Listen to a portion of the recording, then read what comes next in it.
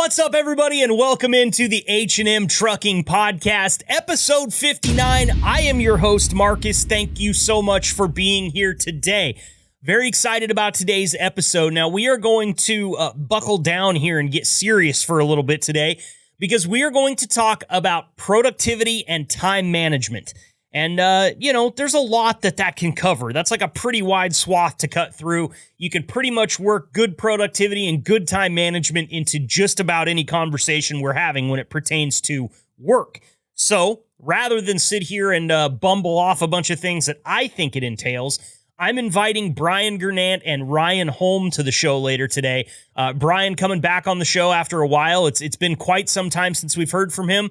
And Ryan will be making his first appearance on the show. And we're going to talk to them about productivity and time management, what goes into that, what kind of trends they're seeing. It should be a very informative segment. And we're also going to get responses from a couple of H&M drivers. I've got Chris Taves and Zach Beckman joining me after that interview, and Denny and I will kind of bounce some questions off of them. We'll learn some things from Brian and Ryan, and we will take it right over and drop it in Chris and Zach's lap to see what they can tell us from the driver's perspective about productivity and time management at H&M Trucking. So I'm very excited about this. We did a lot of work to get this set up. We wanted to make sure and do this episode right. So really looking forward to what's coming up around the corner. But before we get there, I have to admit that, I kind of dropped the ball here a little bit. It's been a couple of weeks since we have welcomed any new drivers to the fleet, and not because H&M hasn't added new drivers. It's just because I didn't open the email that Sherry sent me, and I feel bad, too, for Sherry, and here's my public apology to Sherry. She sent me an email and said, I dropped the ball last week.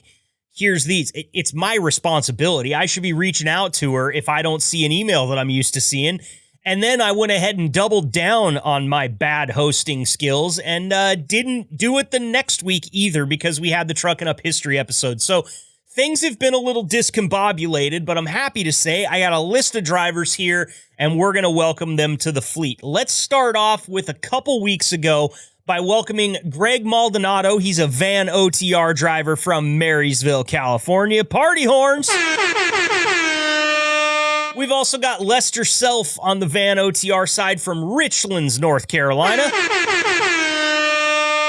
And we have Chris. She's in the Hopper division, and she is from the great state of Oklahoma. Welcome, Chris.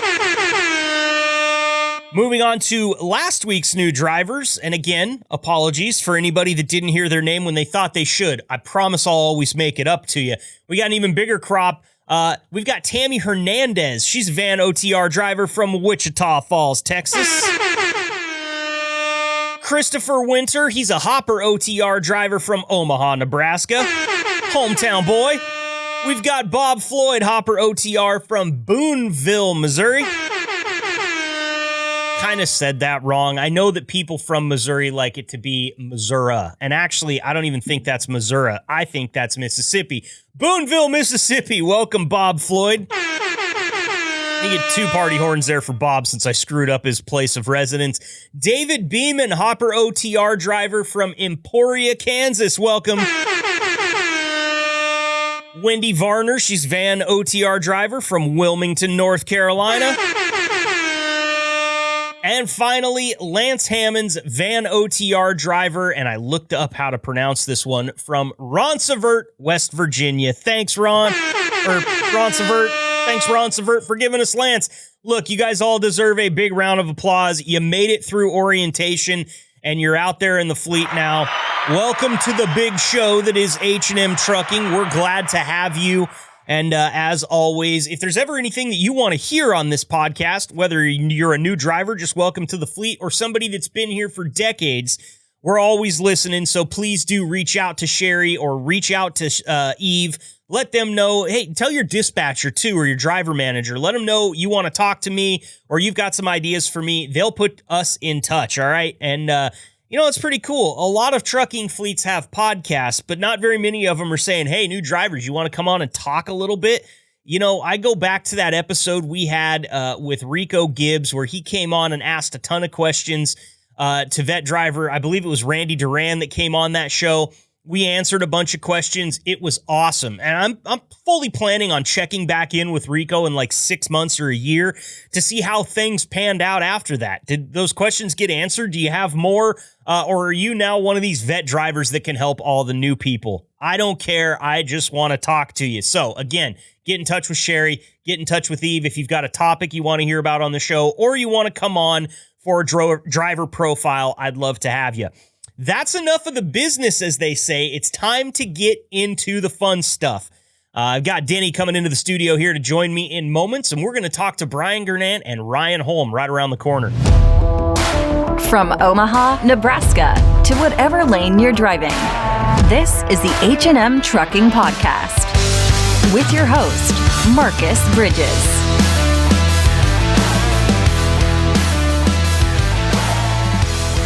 All right, we're off and rolling here on episode 59 of the H&M Trucking Podcast. Denny, thanks for being here, my friend. I'm really looking forward to this interview that we've got in front of us right now. We've got a couple of dudes with a lot of knowledge of the company, and I think that you even know one of them. So here we go. Let's introduce our guys here. First off, joining us from the van division, we have Brian Gernandt, van department manager. Brian, it's been a while since we've talked to you on the podcast. Good to have you back.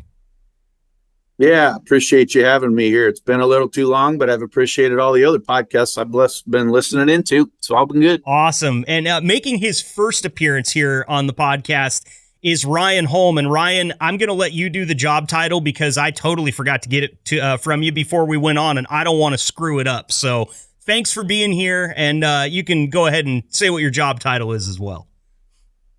Sure. Appreciate it, Marcus. Again, Ryan Holm, new to H&M, coming up on my 1-year anniversary. I'm the director of operations for the Hopper division. Just started here in June of last year. So coming up on my 1-year anniversary. Well, welcome to the show. Very glad to have you.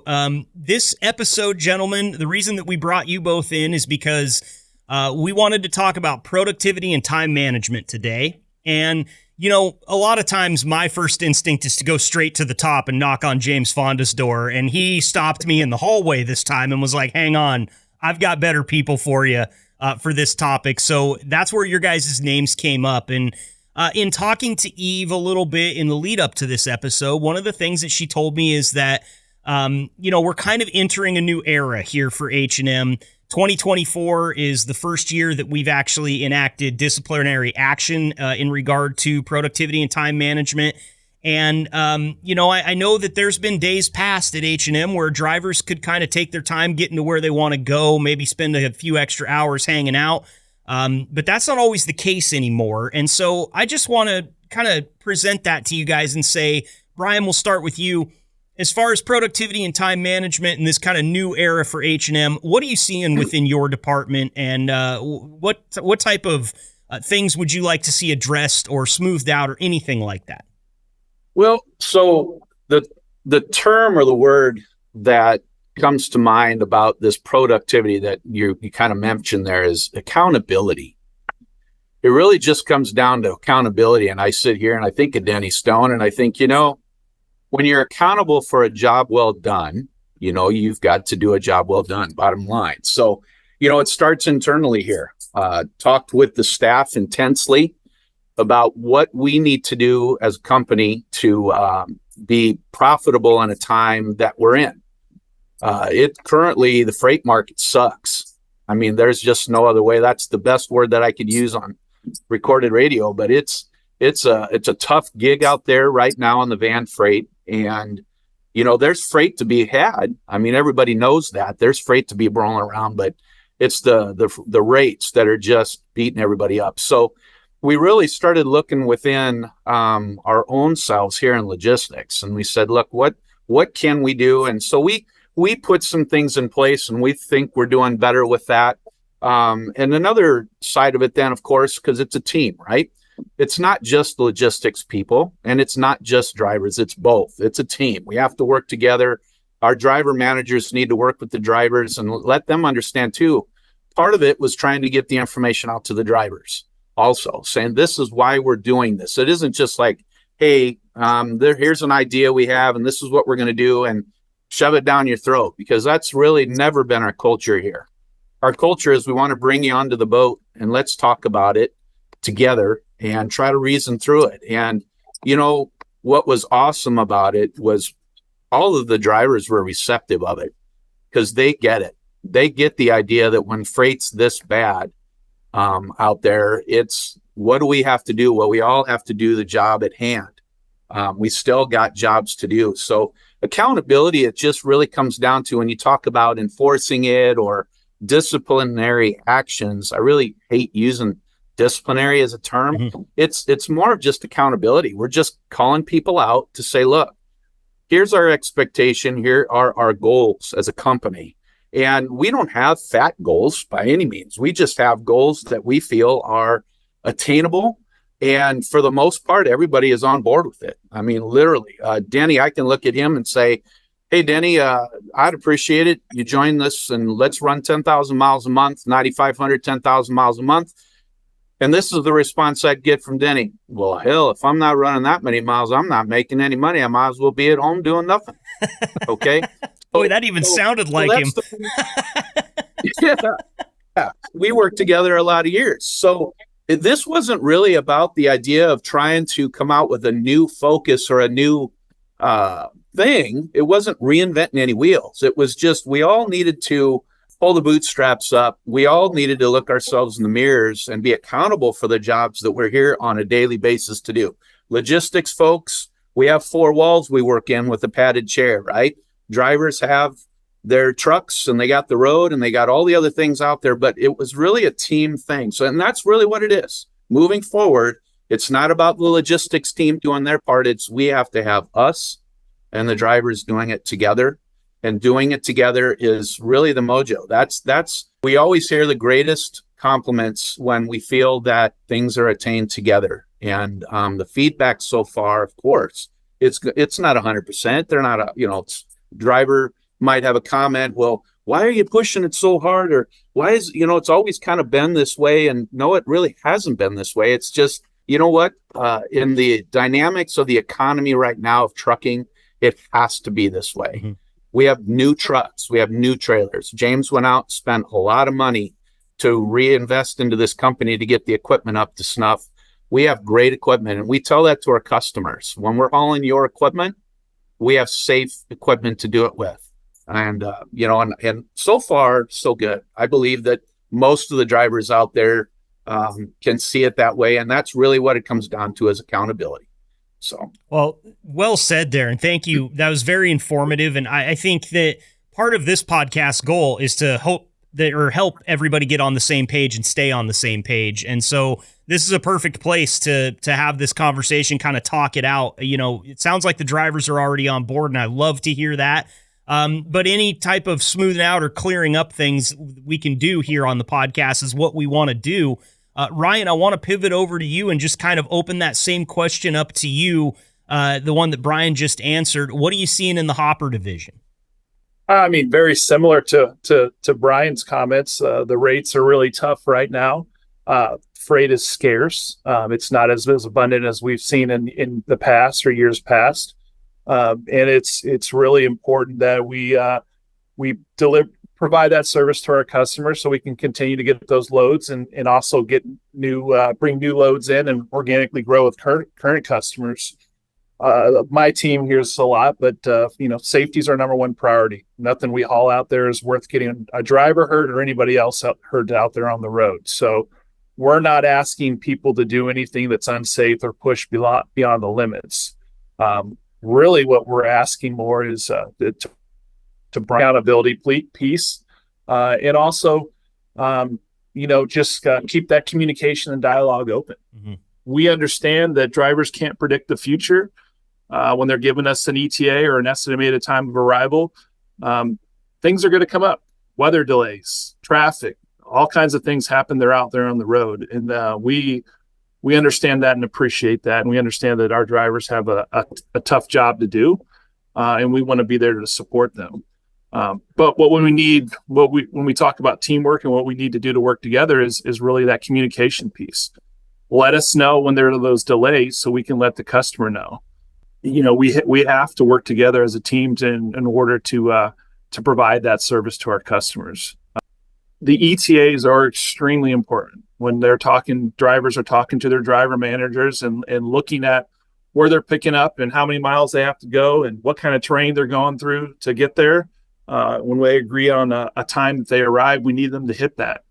That information is important because we're always working ahead. Our planning group's always looking out at least three days and beyond of what trucks are coming inbound to their markets, and they're working diligently to book freight and try to have a pre-planned load on those trucks before they even arrive in that market.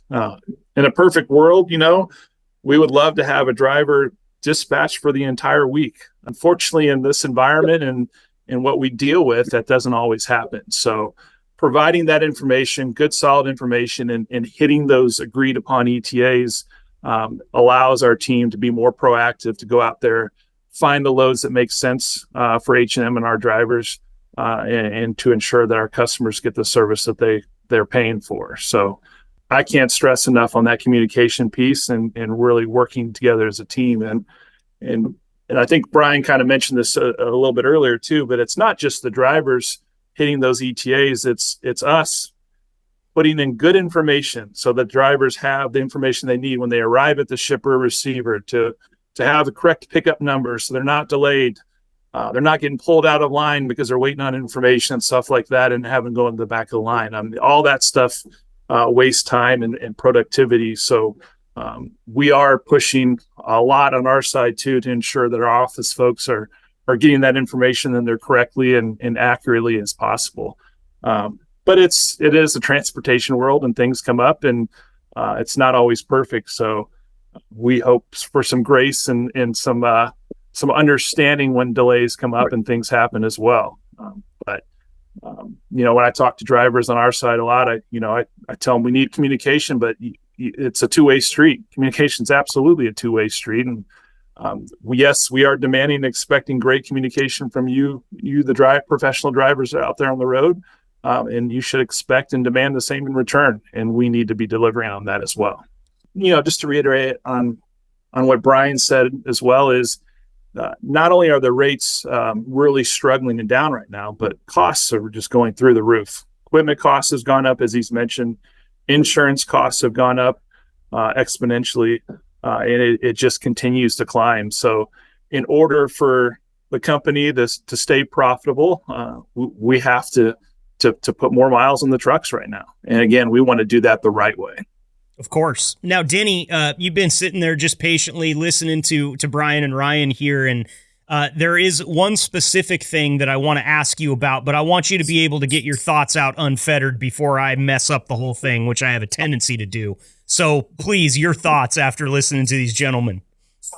Well, first thing, Brian knows me, and he knows, the relationship Stacy and I had, and I know you're trying to stress the communication aspect, but basically, Stacy knew, tell me where to be and when, and if I got a problem, I'll let you know. Otherwise, she can move on to other things. She doesn't have to worry about me. And so I think your veteran drivers, the ones particularly, and I'm proud to say, I believe I retired from H&M with still a 100% on-time delivery rate. Wow. So it's planning.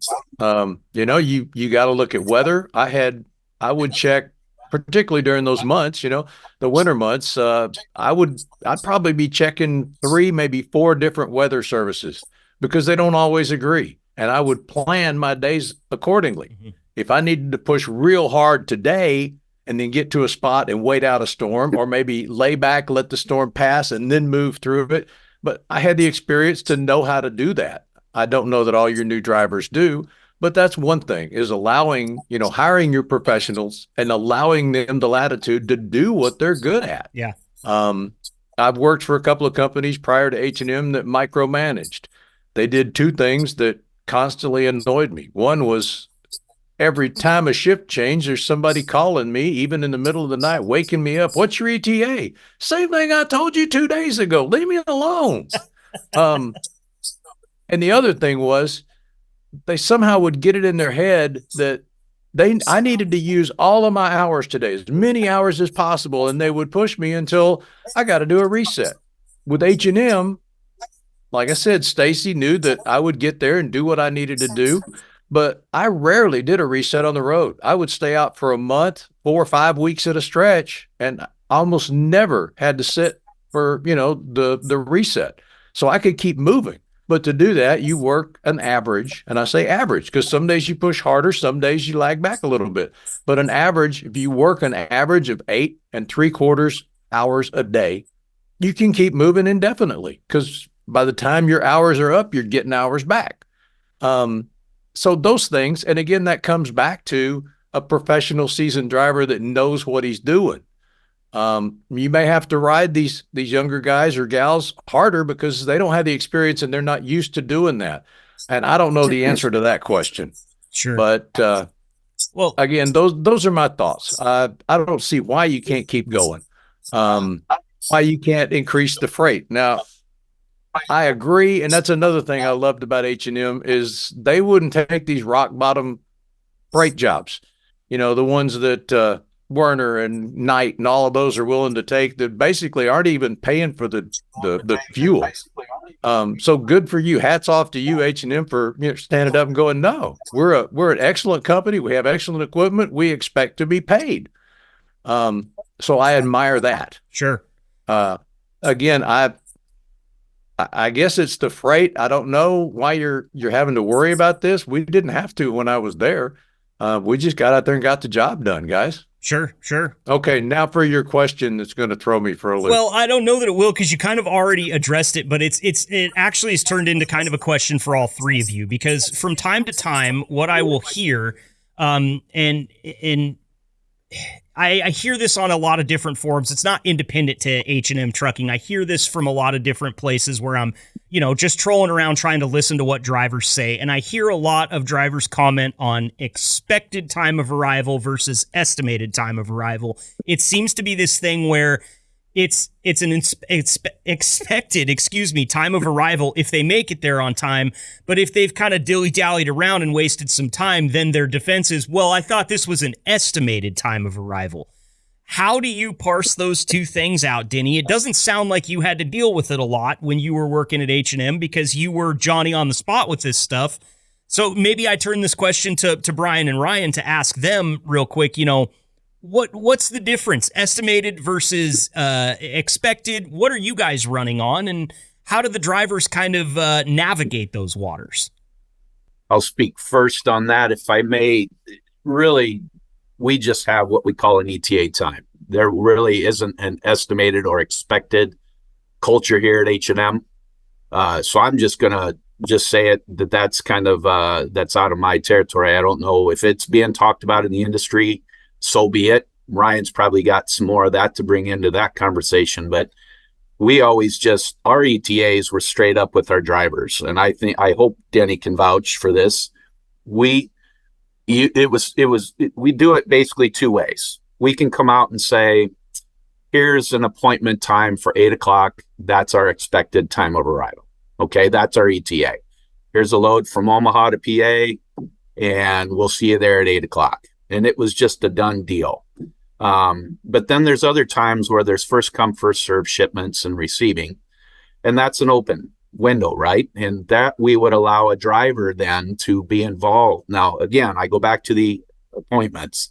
If there's set appointments, if you're going to a warehouse, distribution centers where they have these rigid schedules, I mean, they're pushing trucks in and out of there every 30 minutes. And if you're 5 minutes late, reschedule for the next day. We have to be solid on those timeframes. And those timeframes, then we really rely on the drivers to do their best with all of their pre-planning and make certain that their post trips are being done at night so that we can take care of things in the evenings if need be, so we're ready to go in the mornings. But when we have a first come, first serve format, then we reach out to the drivers and we would say, hey, what's your thoughts here? Well, sometimes we didn't know until we got loaded. Shippers sometimes kind of dictate that a little bit. And as Denny was saying, Ryan was saying, you got weather, you got things that are going to be in your way. So we allowed then that conversation to be open. Okay, driver, what can we do? But the idea there was once we had kind of an agreed upon time, as Ryan alluded to, we're putting that down in our books. Like if today we talked and you said I can be there at 10 a.m., now that's going to be relayed not only to us internally, but that's going to our customer, that's going to the consignees or the shippers, and that's going to a battery of people. And that's the etched in time. We want to honor that time, that's secure, that just lets everything run smooth. And when we can rely then that the driver is going to do everything they can within reason, within legal and safe, right? That can happen. And I think for the most part, that's happening. But there's times where things come up. Well, that's when the communication's big.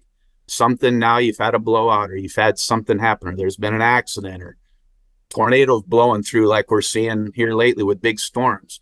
We just have to be able to get the communication now about that, not later, not 5 hours down the road. Well, I thought it was going to be okay, but now I'm kind of running too late. We just really, that time frame that we need to know is now if there's issues. So ETAs were just estimated time of arrivals, and we as a logistics team have our own thoughts about what times, but our culture here internally, at least to my group, is I say you've got to involve your drivers on those things. Be realistic about it. Don't run a truck at 60, 65 mile an hour. It doesn't work. You got to run a slower truck in the East Coast than maybe in the West. You know, you can run wide open, those kind of things. So communication is key. And I'll go back to what Ryan was saying earlier. Communicate. The best thing to a customer today is that we tell them before they know. If the customer knows, we're already too late. And then they're questioning us why we didn't notify them, why this didn't happen. Again, it starts with that ETA. If we can just land that expected time of arrival that was agreed upon or dispatched, because some of them say, well, I didn't get to, well, it was dispatched to you and you've sat on it for 8 hours or 10 hours, or now it's the next day and you didn't say anything previous day. When you got the dispatched information, if there was issues with it, that's the time to call us. Those are the times to communicate, let us know so we can work things on our side. It's just so much easier for the customers that we have to involve at that time. So, and Ryan, I'll turn that over to you because you know, just in listening, I'm sure that you've had a few things pop into your mind here. Yeah, so the hopper world's a little bit different than the van world. I've had a lot of experience in my past in the van side, and to Brian's point, there's a lot more firm appointments in that world. In the hopper world, we absolutely have customers that have firm appointment times, and that's when we need to be there. That information is communicated to the driver, and we absolutely need to hit that information. To Brian's point as well, if you can't hit it, the driver needs to let us know and let us know why. There's going to be delays that happen at the shipper. There's going to be delays that happen en route. But I can't help you, or I can't communicate to the customer unless I know about that. I always tell our drivers, you're the captain of the ship. You're my eyes and ears out there on the road. You know, it's sunny and nice in Omaha right now. I talked to a driver this morning, and they just had a little bit of snow in Wyoming last night. So it's crazy to think about. It's already in May, and we're still seeing snow out there. So again, you're the captain of that ship. You're the eyes and ears out there. You got to communicate to me what's going on, because if I don't know, I can't help you. There's a lot more first come, first serve facilities in the hopper world, especially when you're talking about some of these grain facilities, farms, and different things that you're dealing with. It's just more of, hey, we're open at this time, 7 to 4. Get here when you get here. We still talk to our drivers and expect to give a good solid ETA because one, we're using that for planning purposes, again, booking freight down the road.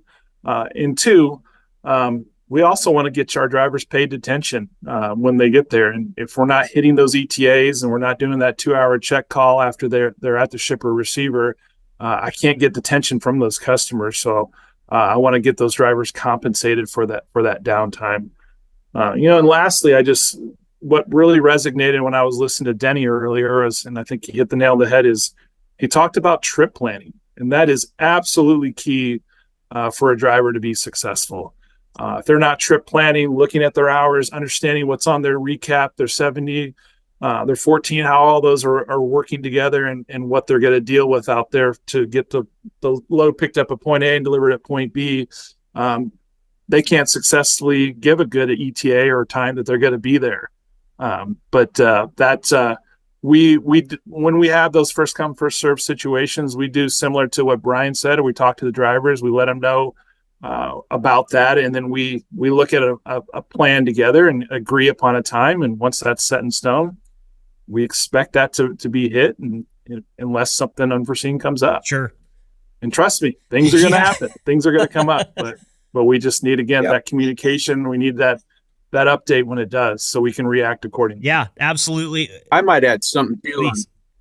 I might add something on that too. Something that came to light is when we're dispatching the drivers, we sometimes get asked on first come first serve areas, whether it be shipper or consignee. Drivers sometimes ask, well, why don't we get to see that as an open window? Why don't we get to know that that's a first come first serve? Back in the yesteryears, we did do that here at H&M. And yesteryears was like probably even prior to Denny Stone. And what we found was Denny's idea of a delivery time might be different than the logistics time frame. Well, if I showed up at 10 o'clock, well, that's good because it's within the window of 7 to 4. Some drivers then might think that 2 o'clock in the afternoon was fine for delivery.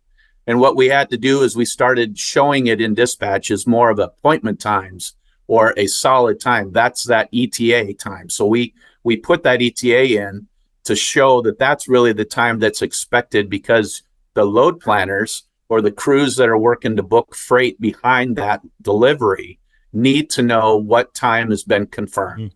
So if there's still some people out there that might think, well, we used to be able to see open windows, or we used to know that place is first come first serve, or why do they have so many issues? I know they're first come first serve. We've been shipping or delivering there forever. Well, that's why we've had to pull it back into more of a logistical issue of knowing that, hey, I can expect that driver to be there. Therefore, I can book a load with a customer right out of that same area, and this would be the time. And we can talk to them and try to pre-book it, get it pre-planned. And those are the reasons for those kind of things when we do those one-time ins or outs instead of opening and showing those full windows. Denny probably can understand that and identify with that. Yeah. In fact, Stacy wouldn't even have to ask me if it was a first come first serve. She knew I was going to say first thing in the morning, always, because that gives me the opportunity to get rid of that load, get somewhere else, get another load, and find a safe place to park. Yeah. Because I'd so much rather get up at 3 o'clock in the morning and know I've got a place to park than to be running around truck stops at 10 p.m. trying to find that last spot or park somewhere that's not safe. That I never liked. Sure. One thing I might add to this conversation is, and drivers, you should know this, but first of all, I would almost always get within striking distance, as close as I reasonably could the night before. Sometimes that's right around the corner. Sometimes that's 2 or 4 hours away. If you get out towards the West Coast, a lot of times, you're 4 or 5 hours. But for the most part, I could usually plan on about 2 hours out in the morning. And I always, if my appointment time or my ETA was 7 a.m., you can bet my ass is going to be there at 6. I always shot for an hour ahead of time. Dad taught me early in life, you take care of business and equipment first, animals next, and then your needs. So, I planned accordingly. I also always kept food on the truck. So I'm not, if I get stuck at a shipper or a consignee for longer than expected, I'm not getting all ticked off because I don't have the ingredients for a peanut butter sandwich or something. I always had something to eat on the truck with me. So that was never an issue, but I saw other drivers that were getting all ticked off because they couldn't make it to the truck stop. Dude, plan ahead, idiot. Well, we talk about the market that we're in, and Brian, you mentioned it. Costs are rising all over the board. I mean, it's like $5 for a dozen eggs right now, too. So we're seeing a lot of drivers that are kind of planning some meals and things like that more often than what they would have because it costs $40 to eat one meal at a truck stop anymore. So this planning ahead thing really seems to be the best advice. And because what I've heard from you guys here is there's a ripple effect, right? We drop a rock in the pond. The water where we dropped it is the most upset, but the water across that's touching the bank is also getting a ripple sooner or later.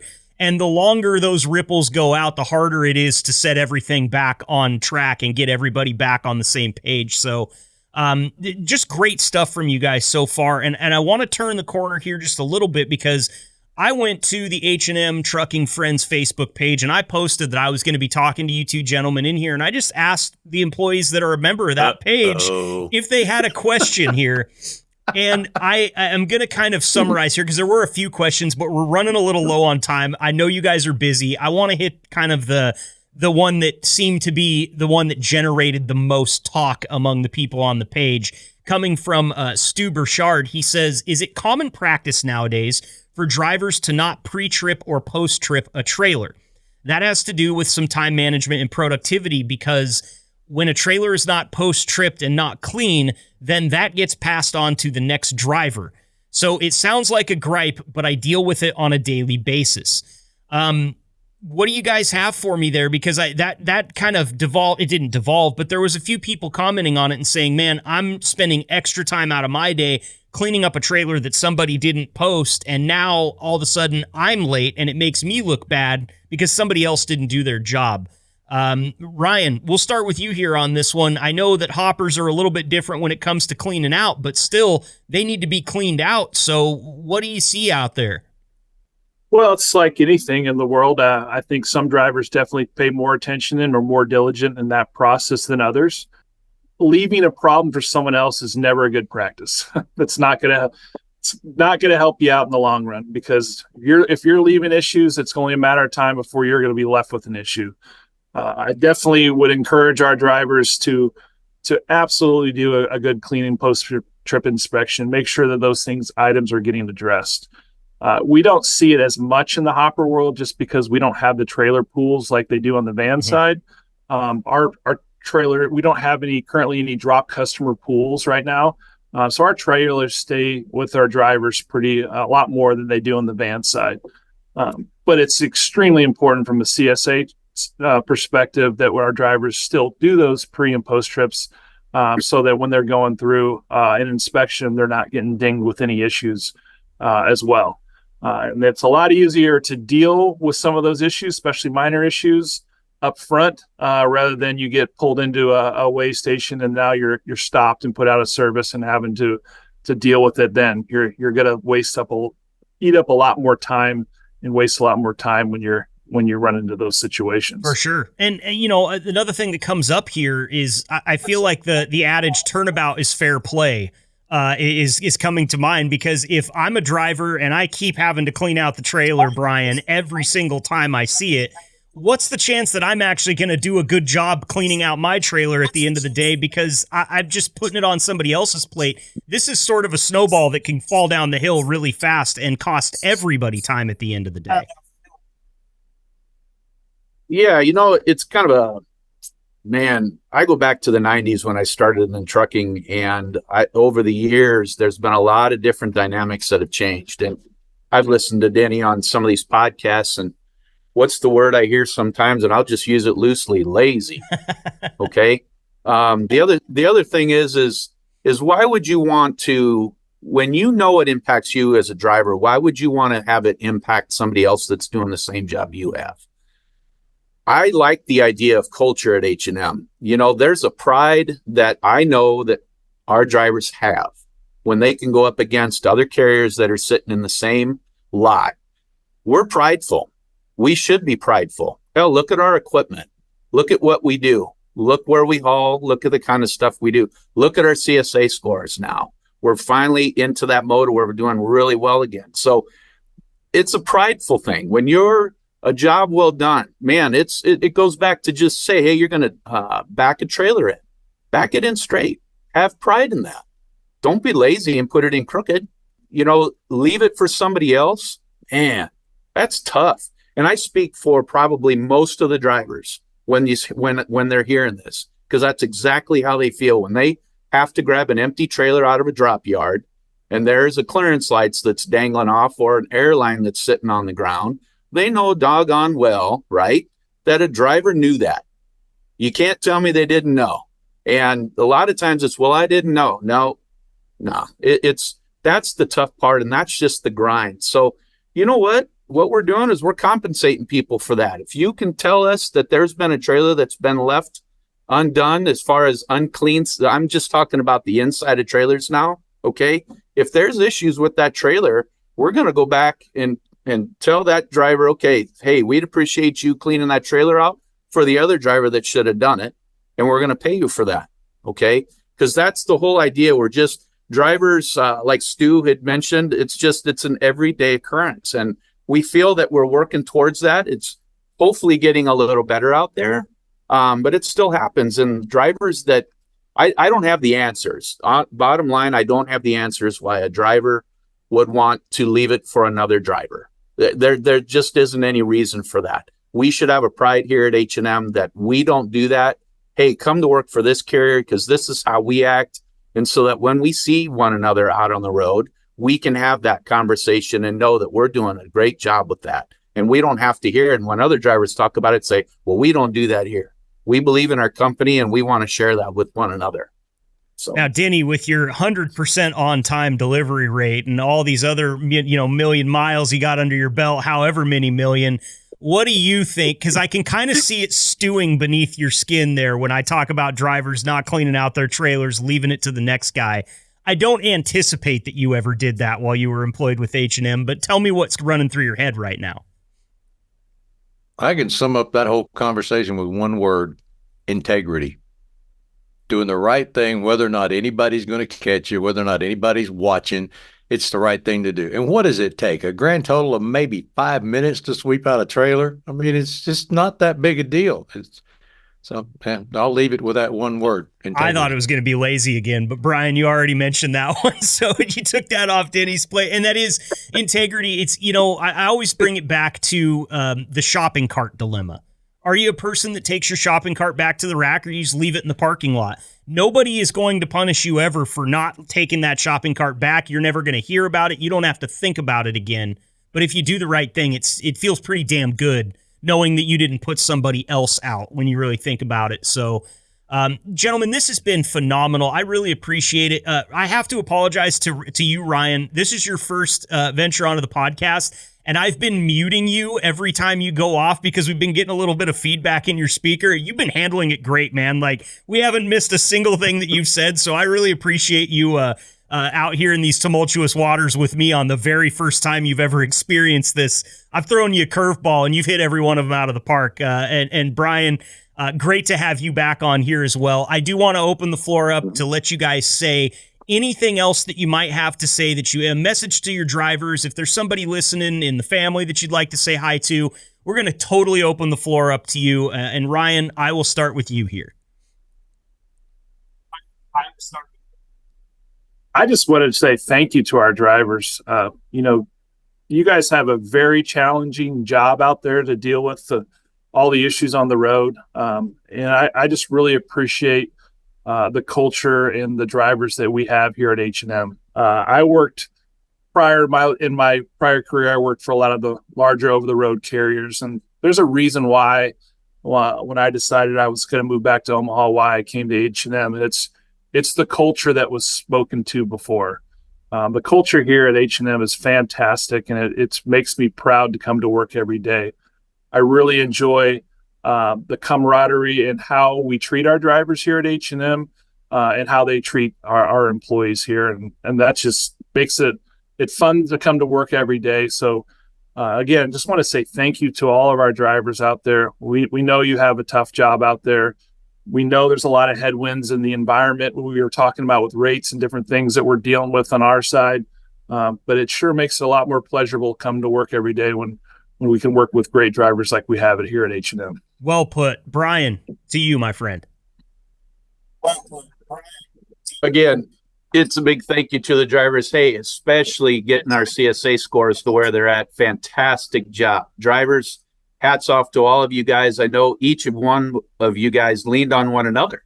I heard drivers calling out other drivers, which was awesome. It was a team effort, and Ryan said it graciously. It's what you guys do out on the road.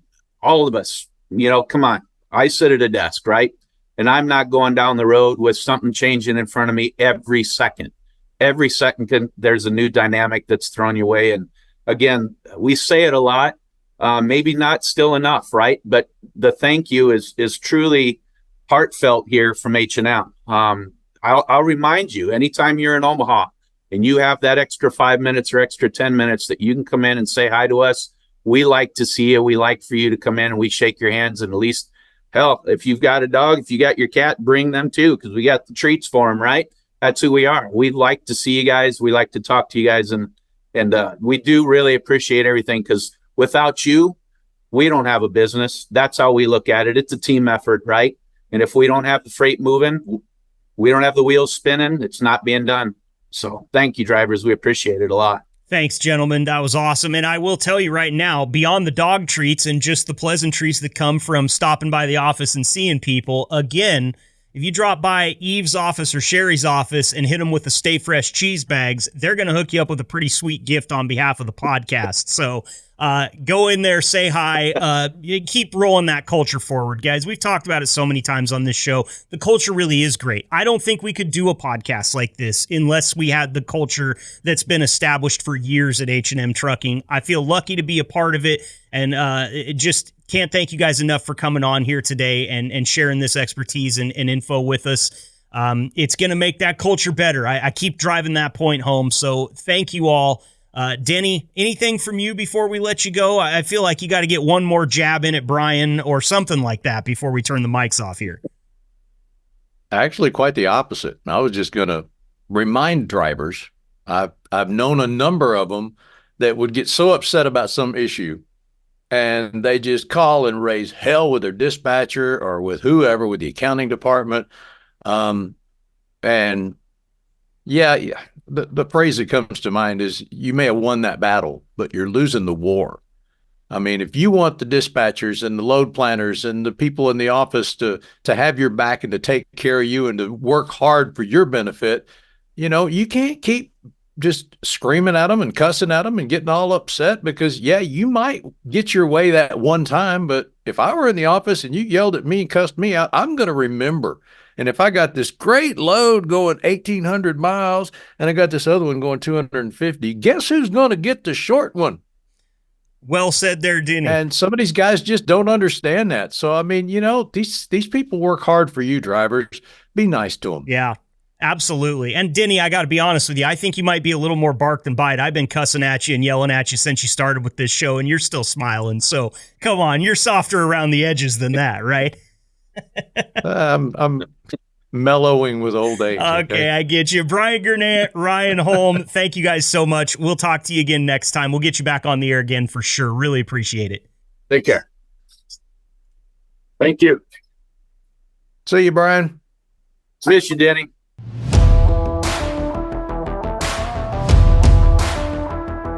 Joining us here on the H&M Trucking Podcast, along with my co-host Denny Stone, I've got Zach Beckman and Ryan Taves, drive-van drivers for H&M. We've been having a laugh off the air here. You guys are acquainted well off the air and in your trucks. Thank you so much for being here today, Zach and Ryan. Really appreciate it. Yes, you're welcome. Now, how's things going out there? I mean, look, I don't know if we want to get into this too much, but we were kind of just talking about this before we came on the air. Ryan, I understand that you've been banned from a certain Facebook page. You want to tell me about that? Yeah, well, what happened was there's a certain person that didn't know how to manage his hours properly and would constantly do resets. So we poke him a little bit, make fun of him. And it just so happened that I had found out that, he got really complacent once, forgot to pull these little things that, set the brakes, and then decided to get out of his truck. And then found out that the truck goes faster downhill than he can run downhill.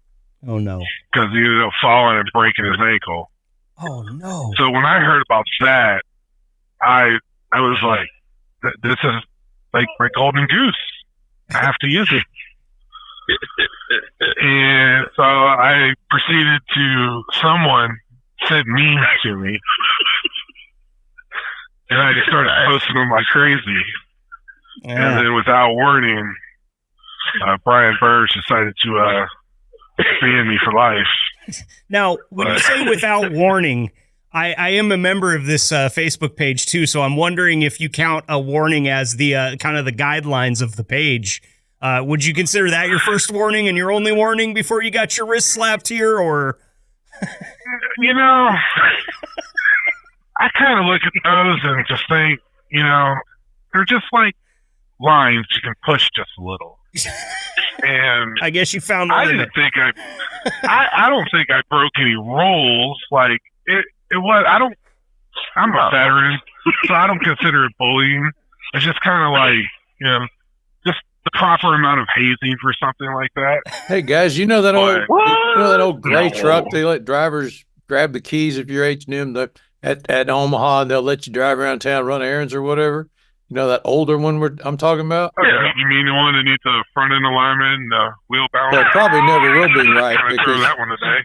Hey, one of the guys that was in orientation with me, he wasn't there 2 weeks. He did the very same thing, and that's why we own that pickup truck now, because his truck ran into it, and they had to buy this guy a new truck. And that explains the front end alignment that needs to be done, I guess, too. Well, at least it wasn't Randy's avalanche. Oh, man. Oh, man. Or the boss man's caddy whenever he has one of those in town. My God. Tip one of those in and run. See how long you stay with the company. Yeah, no joke. Well, guys, I appreciate it, Ryan. I'm sorry that you're not a member on the page anymore. But I hope that maybe over time, time heals all wounds. Maybe we can forgive and forget, move forward. You are, I kind of get the impression that you are a habitual line stepper, though, with this. Well, I was more along the lines to call it a habitual line crosser. Okay. As long as you can admit it to yourself, man, that's all that matters. It's just all for fun. Yeah. I mean, it's jokes. If people can't get jokes, or see a joke for a joke at the end of the day, then there's reasons why they're no longer at this company. There you go. And that's why memes are usually so strong, is because you can say a lot more with a meme than you can with words, just to see how much you can mess with somebody. Can't if you get banned. It's true. And then that's when the other one that, happened to be feeding him said memes, uses the memes himself instead. So just see how far we get with it. So, boy, Zach, you have intimate knowledge of this other person that's been feeding the memes. It sounds like. No, not like I go on the internet and find them and make them and post them within about, I don't know, a minute or two of somebody else posting a remark. No. Not like I'm potentially the one who made the Douche Canoe Award. No. I think that one was up for a whopping 5 minutes and they were gone. Yeah. I don't even think it lasted maybe a couple minutes. Like you said, about 20 seconds, and that thing was gone. It was like, yep. Well, fellas, as much as I'd love to keep having this conversation, I don't want to get banned from the page just for being acquainted with you guys. So we're gonna move it forward here just a little bit. We were talking with Brian Gernandt and Ryan Holm about productivity and time management. I kind of mentioned to you guys that we were going to talk about a little bit of this stuff here in this episode, and they said a lot of things that really hit home for me. Most notably was that accountability is a big part, and integrity is a big part as well. We read a question from Stu Burchard on that actual same Facebook page. I asked for questions, and Stu's elicited a reaction from a few different people. Stu wanted to know if it was common practice nowadays for drivers not to pre-trip or post-trip a trailer. And that has to do with time management and productivity, because when a trailer's not post-tripped and not clean, then it gets passed down to the next driver. So this sounds like a gripe, but I deal with it on a daily basis. Now, both of you guys are dry van drivers, and I want to hear from you about what your experience lately has been as far as, getting clean trailers, getting trailers that aren't beat up or have old tires or anything like that. Ryan, we'll start with you. How's your recent experience been?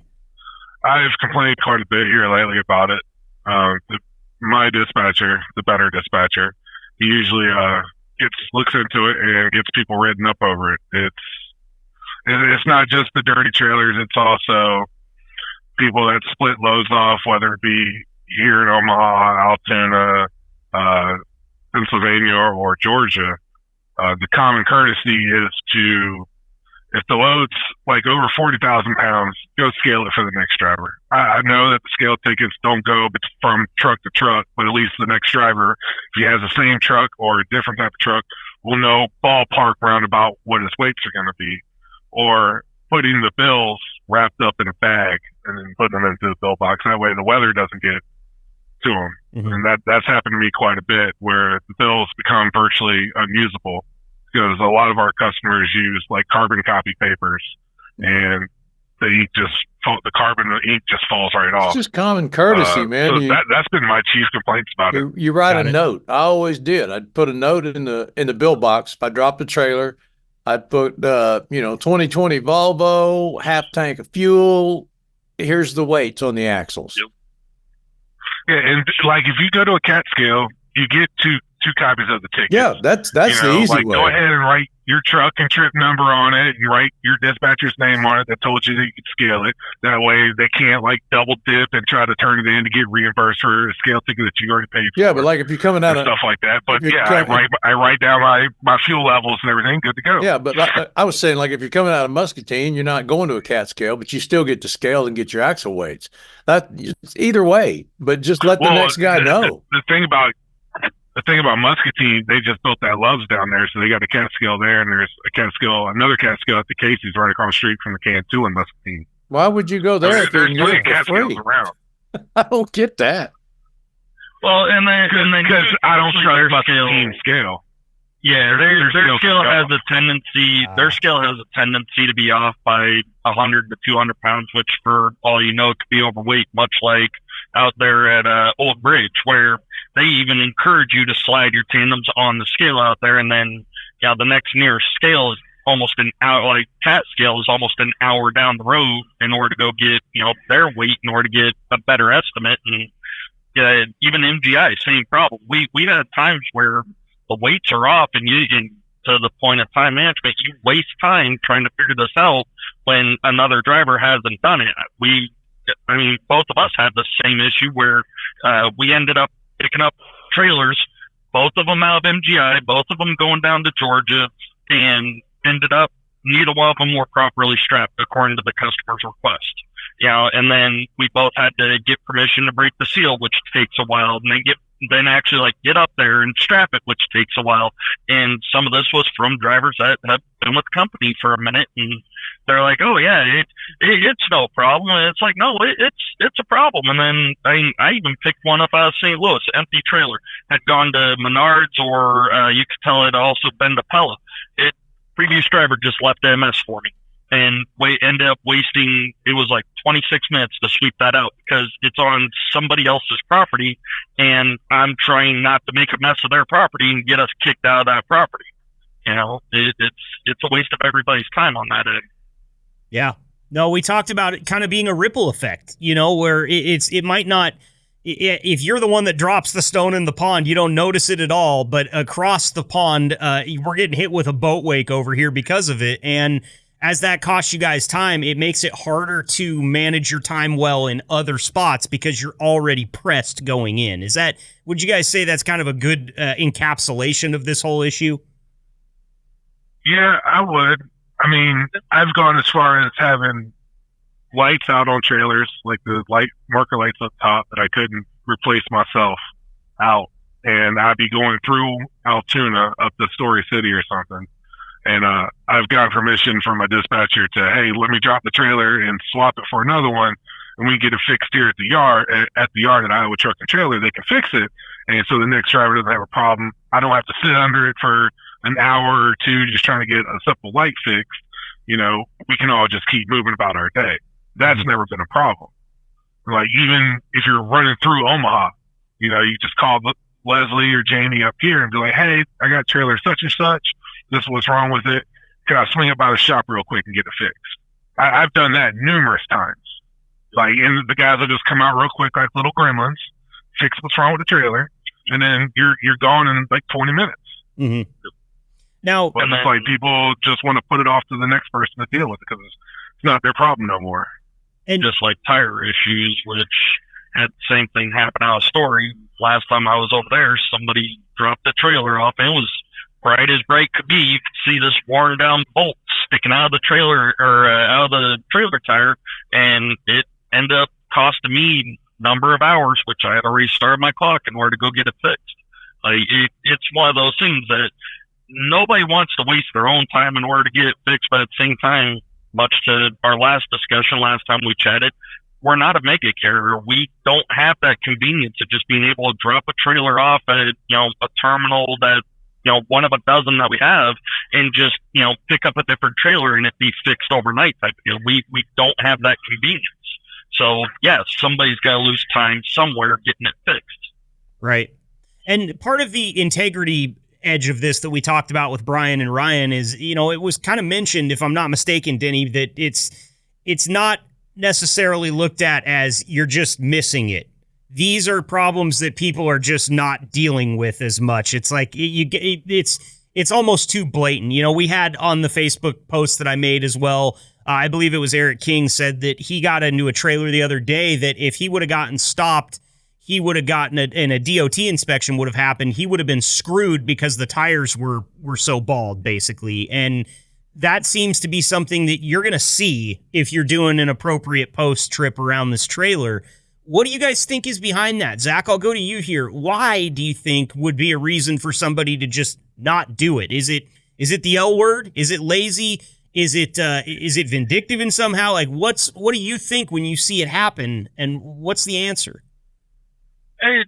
Laziness, complacency, people just getting out and looking at parts of the trailer while not looking at other parts of it, giving everything a quick glance rather than actually, looking at it properly. Like, one of the big ones, which the tire one comes into portion of this, but with a lot of our trailers we still have the old-fashioned brake setup, so you still got to get under and check. Well, now you're getting a lot of drivers that now we get these newer trailers that have disc brakes. You can't really check those in any way, shape, or form to make sure you've got enough brake pad on it. So now drivers really aren't having to get under and look as much, which they should still, because you still got your air lines, which is another common piece that breaks is the spring.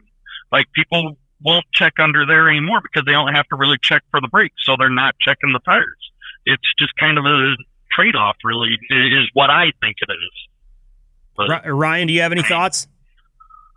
I think it's just pure laziness and complacency. If people just don't want to get out, like, there's times that if I'm under the trailer, under a load, and like the weather's bad out, like here lately, it's just been like throwing cats and dogs out of the sky. Have I always gotten out when I stop for the day and go check? No. But do I get out and check, like when I go to the bathroom or something in the truck stop? Yeah. Walk around, kick the tires, check everything. It's not like, you're giving it a 85,000 point inspection. Like, we all know, we've been doing it long enough. We know what goes out on the equipment more frequently than other stuff. And then it just falls into, if you don't catch it on the post trip, that's understandable. If you don't catch it on the pre-trip, something's wrong. Because your pre-trip should be more thorough than a post trip. Mm-hmm. Because you're checking, you're airing up the trailer. You should be able to hear all the air leaks and stuff like that if there are any. You can hear like the brake chambers releasing and all that. And people just really, I guess, don't care. And it really irks the crap out of me because I came from one of our neighboring mega carriers here in Omaha, and that was nonstop over there. And I hated it. When I came over here, like, all the equipment's in better condition because we keep it in better condition, and you get treated like a person. And I feel as though we're going down this avenue towards being a mega carrier, and I see all these traits being picked up that reminded me of why I left. And that's something that we gotta, stand in front of for sure. And one thing that Brian and Ryan both touched on was that they intend for the culture at H&M to be, as you stated it when you got here, Ryan, and how you liked it because it wasn't like the mega carrier. They want Actually, what Brian said, I believe, was we want you guys to be able to run into other truck drivers at truck stops that are complaining about that type of stuff and be able to tell them that doesn't happen at H&M. And that's part of the integrity of working for H&M. That's part of, we talked about, you guys touched on it too. James spends a lot of money to get you guys nice equipment, and that nice equipment doesn't just stay nice if it isn't maintained and kept nice. And, it takes a village, I guess, in this sense, because everybody has to pull their weight. If you even slack off on one little detail, all of a sudden the trailer's dented or the tires are down or the trailer's dirty and filled up with garbage. It's all these little things that if everybody just takes the extra 5 or 10 minutes can really clean up the entire workplace, I guess. That's kind of a bad term because you guys are obviously, your truck is your workplace, but you get it. Denny, I know that the L word is something that absolutely makes your skin crawl. Laziness, you don't like it. You're a former serviceman. You've got great work ethic. Talk to me a little bit more now that you're listening to the current drivers talk, as well as hearing what Brian and Ryan had to say, and kind of where your mind goes with this issue. Oh, it pissed me off. Doesn't make my skin crawl. It didn't make me mad. And they had just implemented the policy of, paying you back if you get with a dirty trailer. I will say, if a clearance light is knocked off, it's not always the previous driver. Muscatine is a good example. That yard dog there likes to park them so close together. He's knocked them off. So I know it's not always, but you get tires or brakes. Yeah, that's on the driver. You get a dirty trailer, that's on the driver. He was just lazy. And, I've gotten trailers that have been all the way from Thompsontown, Pennsylvania with a cabinet load, all the way to the West Coast delivering something, come back halfway across the country, down into Texas, and they still got that sawdust in them. So they've been, that's been 3, 4, 5 loads under there that haven't been cleaned out. Now, I will admit, I'm not perfect. If I was keeping a trailer and it was relatively clean, I might not sweep it out every load. If they needed me to, obviously I would. If I knew I was going someplace they were going to insist on it, obviously I would. If I'm going to drop it for another driver, obviously I would. But if it's fairly clean and I know I'm going somewhere like Story City, as long as it's pretty clean, they're not going to care. They'll put those totes in there. That being said, I'm not perfect. I know you're supposed to sweep them out every single time. I didn't do that. Maybe I shouldn't say that out loud on the H&M podcast. Well, no, you're in the right, because I do the same. If unless I know I'm going to a food grade customer, and there's quite a few of them that really require a thorough clean trailer, I'll clean it out. But just like you said, if it's like Story City, Dodge City, Park City, any of these Winfield places that, right. As long as there's not like a Menards kind of junk in the back of the trailer after you deliver to Menards, or like enough pallet pieces that you can like build a freaking fort. They don't care. Yeah, funny story. The only time down in Dodge City really don't care about it. The only time I ever had to chain up was at a Menards, believe it or not. I went up to one, I can't remember what, I think it was up in the Dakotas, and I backed into the dock the night before, and it rained and iced up, and I had my doors closed, so I'm trying to get away from the dock to open my doors, and I couldn't get it out. I had to chain up to get out of the stupid dock. Oh, wow. Well, guys, it sounds like this is, again, it needs to propagate throughout the staff, but it sounds like this is an easy fix. Pull your weight, be courteous, know that somebody else is taking that trailer, and leave it like you would leave it for your mom. I mean, we talked about driving around your mom, if you were, not your guys' moms in particular, but just, the collective mom.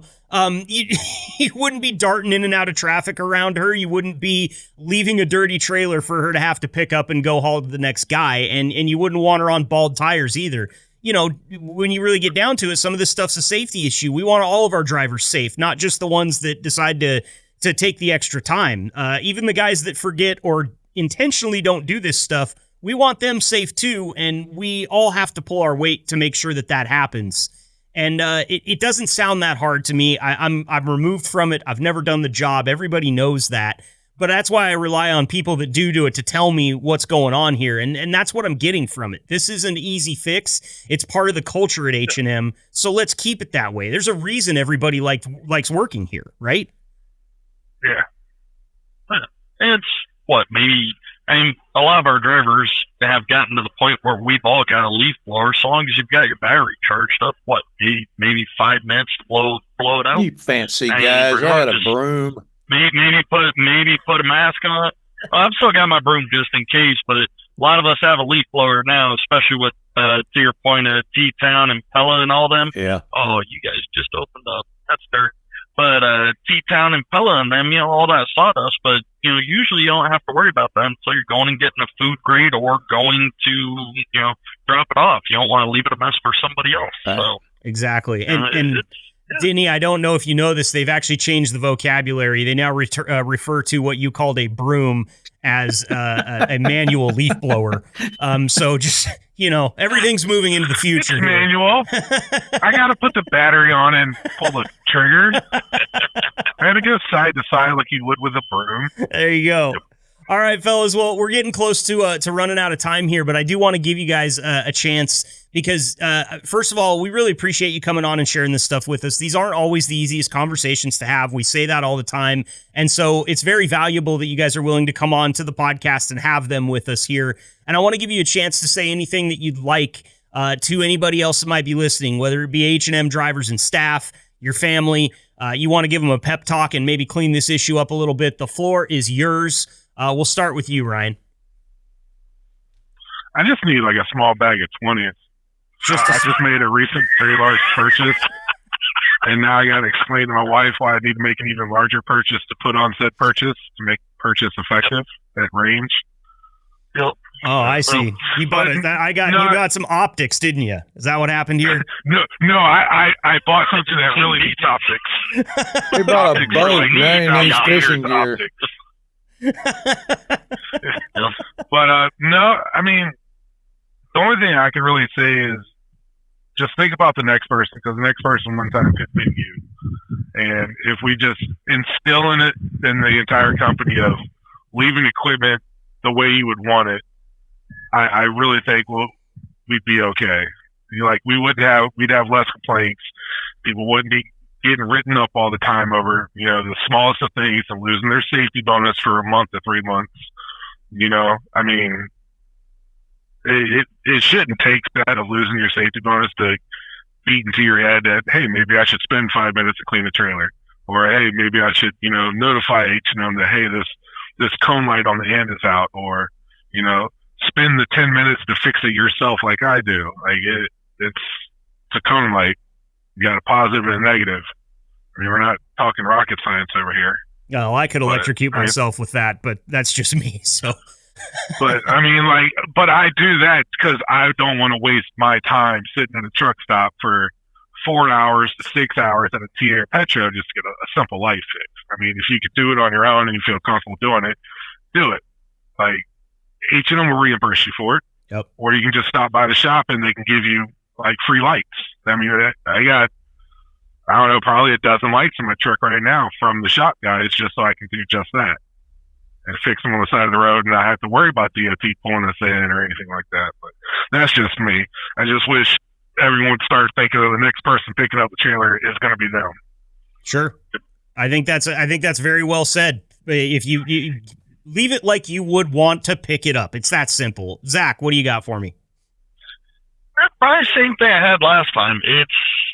It's one of those things to the earlier point of it's a mega carrier mentality that's coming over here because we get a lot of drivers that we want drivers with experience. Obviously, everybody gets experience from whether it be a mega carrier or however you get your foot in the door. But like I said last time, people need to pull their head out of their own ass and get your shit together.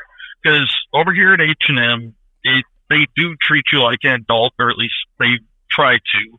They're having to do a little babysitting lately and holding some drivers' hands. But it's one of those that grow up, try, leave the equipment the way you would want to pick it up. Drivers complain about, I'm wasting time having to get this, that, or the other fixed because the previous driver. Well, if you do that to another driver, then when it comes back around full circle for you, as karma often does, now you understand what you did to somebody else when you left it a mess for somebody else. And I get it. The trailers are messy. You're there. You don't want to lose your time over it. I get it. But if everybody keeps doing this, we keep running into this problem and everything just keeps going downhill. And we get to a point where people start complaining, oh, the company's going downhill. It's like, no, it's the drivers being jackwagons to each other that's affecting everybody. Like, ideally, the company, I'm sure Ryan can speak to this one, the company takes really good care of us. And him and I are top 10 on our regular for drivers here at this company. They take very good care of you if you take care of them. So the company is not the problem. It's the drivers themselves that are causing other drivers problems. So get your shit together, put it in a bag, throw a couple handfuls of 20s in it, and deliver it over to Ryan's house because he's got a purchase he needs to make. Sounds about right. Guys, thank you so much. Really appreciate the time. Be safe out there, and we'll get you back on soon, okay? All right, take it easy.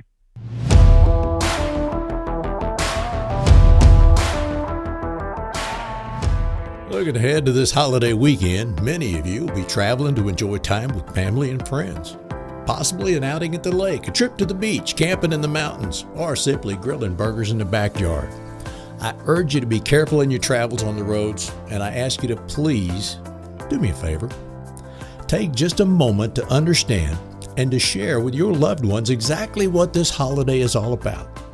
As a proud United States Marine Corps veteran, I welcome your appreciation. When you notice my bumper sticker, the cap or t-shirt I'm wearing, you might shake my hand to say thank you. And any Vietnam-era veteran always appreciates the thank you and welcome home that they likely did not receive back in the day. But that's not what Memorial Day is all about. It's a day set aside to honor and remember brothers and sisters, sons and daughters, husbands, wives, and sweethearts cut down in the prime of life.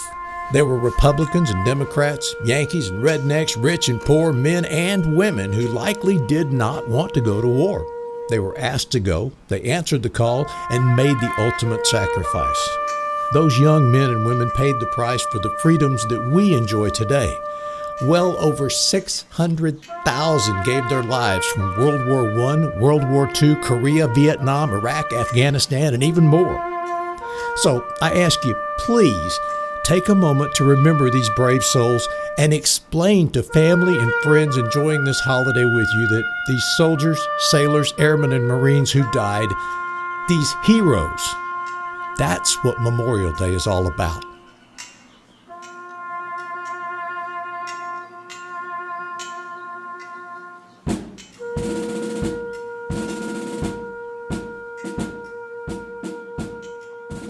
That's going to wrap up episode 59 of the H&M Trucking Podcast. We appreciate everybody for sharing their time with us today, whether you're out there on the road or hanging out in the office. I've actually gotten some reports that the H&M Trucking Podcast can be heard more and more around the office if you're paying attention when you walk by people's desks. I'm super stoked on that. I'm over the moon about that, but here's a challenge for you. If you're not one of the people listening, you won't hear this challenge, which makes it pretty hard to complete the challenge, and I understand that. So, if you're one of my staff members at the home office of H&M Trucking listening to this, do me a favor, word of mouth some people and get right up in their face about it. Just walk, hey, how you doing today? I got a cup of coffee there, that's nice. Hey, have you listened to the H&M Trucking Podcast? If you say it loud like that, everybody in the vicinity will hear it. I'm just trying to save you a little bit of time. And also thank you for listening to the show and trying to kind of spread it like wildfire throughout the office at H&M. And drivers do the same. It's not only H&M drivers that we want listening to this. We want all drivers to listen to it. Hell, everybody in the world should listen to this podcast. If you ask me, that's my target demo. All of them. All 8 billion, whatever the case may be. If we can get up to 8 billion clicks on this podcast, I think that we could go to James Fonda and find that we're probably doing the job right. So shoot for the moon. Maybe you'll land among the stars and get 8 billion clicks. I don't know, but I am thanking every one of you from the bottom of my heart for clicking subscribe, clicking download, listening to these episodes. It means a lot to us here. And there's a whole staff of people behind this podcast that don't get even an ounce as much credit as they should. I'm going to call him out right now. My editor, Mike, he's a ninja. And without this, you guys would be so annoyed with the way I sound. I mean, imagine, like, I kind of get it. I hear myself talk a lot too. I can see how I could come off as annoying to some people. Imagine if you had to listen to all the things that I say like 17, 18, 42 times. That's Mike's job, and he is a saint. I also want to say Haley over on YouTube, Tim and Tyler in Web and Systems. They are building a phenomenal website right now for this podcast that you will be able to access. We're going to have Denny's recipes on there. We're going to get pictures from drivers, all sorts of fun stuff there. And since I just mentioned the dude, I also want to send a huge thank you to my new co-host, Denny. He's not even new anymore. I don't really know why I called him new. Denny's been around for a while, and he's been around the block before he ever came to us here at the H&M Trucking Podcast. Dude is a wealth of information. He's a great guy. He's so fun to talk to, and he has really rounded out this podcast, in my opinion. I'm so happy that we have a driver's perspective on almost all things, because it's not every interview that we get a driver on with a staff member and they can really ask questions back and forth. We've had it sometimes, but we also like to kind of focus. I want to focus on the staff members, and then I want to focus on the drivers. Sometimes if we have them both on at the same time, it gets a little bit convoluted. We'll do more of it. We'll do more of all of it. What do you want to hear? I told you in the open, go say hi to Sherry, go say hi to Eve, and when you go say hi to them, you might mention Stay Fresh cheese bags. If you say that, they might give you a special present. If you say that, they will give you a special present. That was just I don't know why I was saying maybe and trying to be all facetious and like mysterious and everything. It's not. Say Stay Fresh cheese bags to Eve or Sherry the next time you're in the office, and they will hook you up. I promise you, you're going to love this gift. And it's coming from the podcast team and coming from H&M Trucking. All you got to do is say Stay Fresh cheese bags. It can't be that hard. I say it once a week on this show. Except for this particular show. I've said it like 8 times. Look, Stay Fresh cheese bags. That's 9. Thank you for listening to the H&M Trucking Podcast.